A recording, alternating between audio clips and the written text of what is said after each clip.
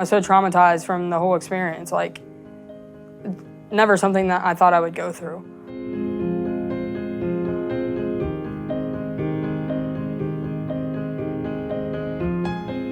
My wife woke suddenly around 2 o'clock, almost an anxious state, like maybe something was wrong. And she heard Hannah out in the living room making some strange noise.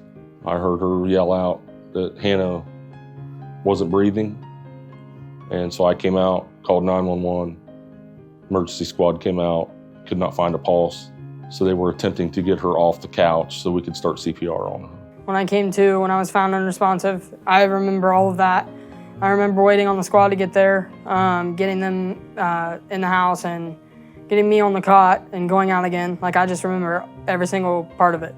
So Hannah was unresponsive then. She went unresponsive again when they got her on the emergency cot, and then again unresponsive in CAT scan at Highland District Hospitals. And they think all 3 times she had brief episodes of pulselessness.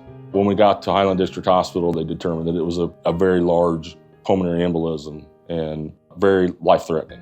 They need to get her out of Highland District Hospital and get intervention at a larger hospital. Our first choice was Bethesda North. They made arrangements for MedFlight to come get her. Her right side of her heart was failing pretty severely. So they knew they had to do some intervention pretty quick. When I met her in the ICU, she was fairly stable, but needed to undergo a very high-risk procedure to get that clot out of her lungs. And so we talked about using ECMO, which is a type of mechanical heart support to help support her heart, which was really struggling at the time. ECMO stands for extracorporeal membrane oxygenation. It's basically a heart-lung bypass machine that is used to help people that are either in heart failure or lung failure or both, to help fully support their body while we figure out a strategy to help them get better. They said that they were going to treat me like their own. Like, we're going to get you through this. Like, you're just like family to us. And I truly felt that from every single person that I encountered. One thing that we were impressed with is they made Hannah feel confident that they were going to be able to take care of her and get her better. They left those critical conversations to my wife and I. Dr. O'Keefe took us out into the hallway and explained the risks and benefits, even with ECMO, that it's still a 50% chance that she would survive. And that was hard to hear. For a lot of patients and even a lot of providers, ECMO is considered kind of a last-ditch effort or a last resort to help patients. And that may be true. It does not mean that survival is not possible. And I think people should know that if you're on ECMO and it's managed properly and you minimize complications, you can have a very good outcome. And that's what we really strive for at Bethesda North. The staff was wonderful. The CVICU nurses were just, you could tell that they were highly trained. The second night, we felt so confident in the CVICU staff that we were able to go to a local hotel and get a few hours sleep that we hadn't had for almost 48 hours.